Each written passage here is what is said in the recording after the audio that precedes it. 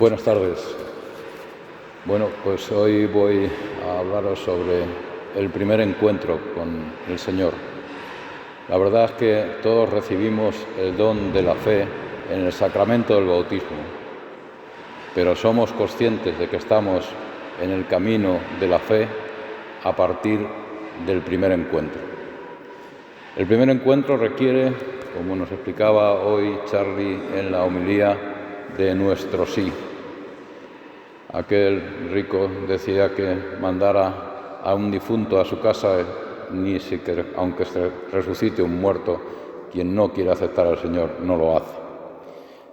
Por eso el encuentro con el Señor, el primero y los siguientes, tiene que estar refrendado por nuestro sí.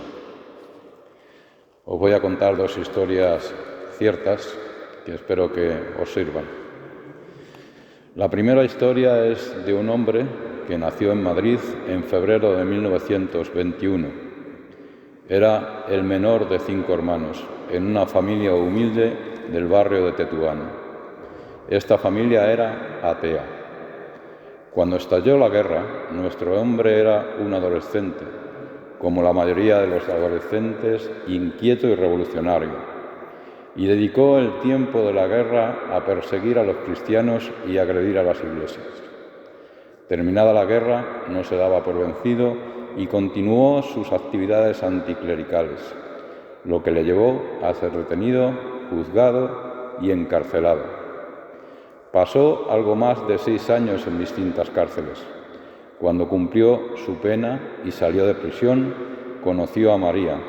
Era una mujer 10 años mayor que él. Se enamoraron y se casaron. Cuando esto ocurrió, María tenía 36 años. Querían tener hijos y enseguida María quedó embarazada, pero abortó. Volvió a quedar embarazada y de nuevo abortó. El tercer embarazo parecía que todo terminaría bien, pero el bebé murió en el parto.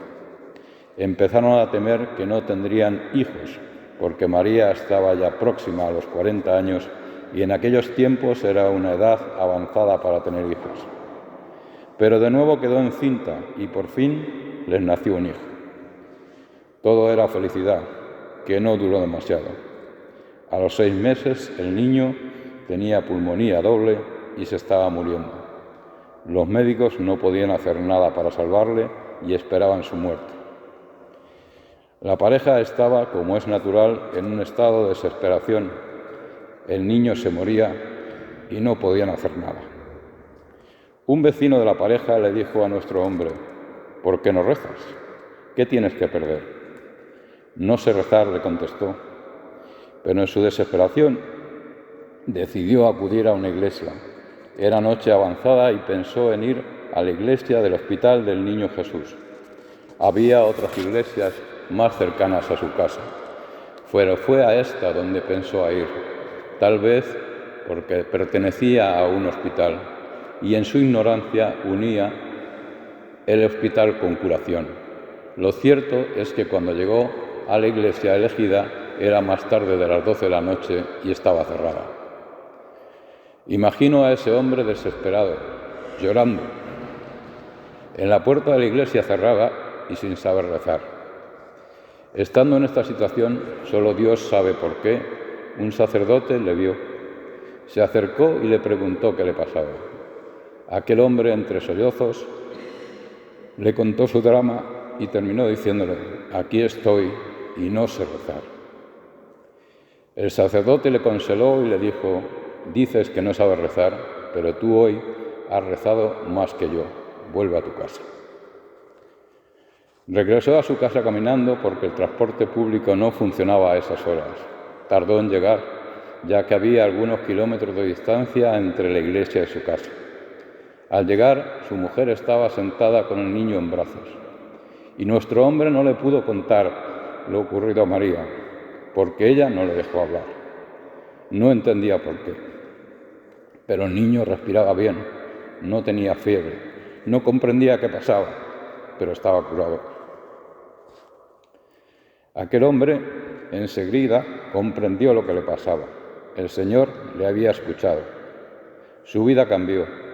El ateo se convirtió en cristiano y así comenzó su misión de apostolado. Comenzó a decir a los amigos lo que había ocurrido, y el resultado de su primer apostolado fue que sus amigos le consideraron un traidor y le retiraron su amistad.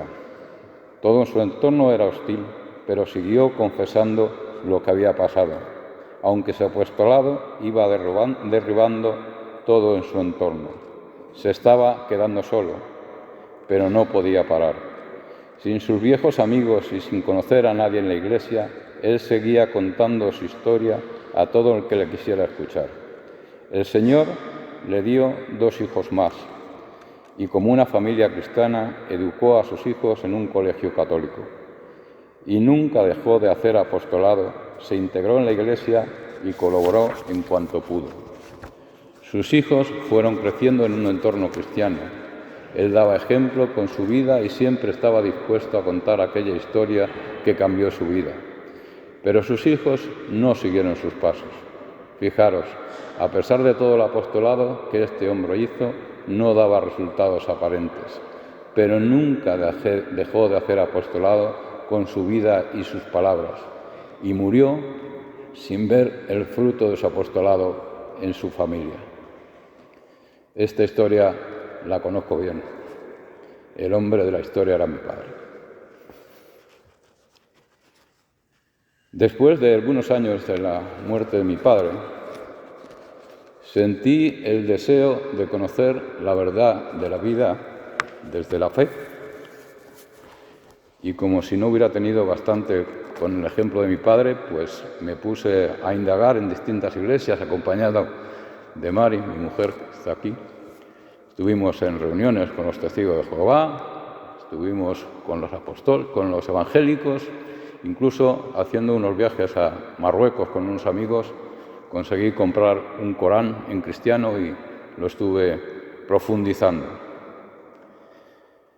En un día salimos a cenar precisamente con estos amigos que viajábamos a Marruecos, regresamos tarde a casa, vivíamos aquí enfrente, en el número 13 de Ejido de la Fuente, y al amanecer del día siguiente, muy temprano, me desperté con un inexplicable deseo de ponerme en paz con Dios. No frecuentábamos la iglesia, la verdad. Fijaros si frecuentábamos poco la iglesia, que vivíamos enfrente de la parroquia. Yo quería confesar y no se me ocurría venir aquí. Mi hijo sí que iba a la iglesia, pero lo hacía en Parla, porque él pertenece a un movimiento que es Comunión y Liberación, y como él tenía relación allí, pues armé la que no os podéis imaginar, pidiendo el teléfono para pedir cita, para concertar en cita, para irme a confesar. Imaginaros lo que se contaba a la iglesia. Nada. Bueno, finalmente conseguí tener mi confesión, lógicamente experimenté la misericordia de Dios, pero pasado unos días tuve una experiencia fantástica que duró un tiempo, no sé cuánto, unos meses, pero yo tenía una paz inmensa, un amor por todo y por todos que no sé explicar, pero que cambió mi vida radicalmente. Entonces ya mi padre le pudo decir al Señor: mira, me diste un talento, aquí tienes 2. Como veis, los encuentros con el Señor se dan siempre y de maneras inesperadas, nos llega a todos, pero en todo caso, el encuentro con el Señor requiere de nuestro sí. Así que cuando sintáis la cercanía del Señor, no dudéis en decirle que sí. En nuestros grupos de vida ascendentes, esta semana preparando las lecturas del domingo, pues es el Evangelio de la Samaritana, en el pozo de la Samaritana. Aquella mujer intuyó que quien tenía delante era algo muy especial y le dijo sí. De modo que cuando tengáis esa ocasión, que la tendréis, y no una vez, sino muchas, no le neguéis el sí al Señor. Muchas gracias.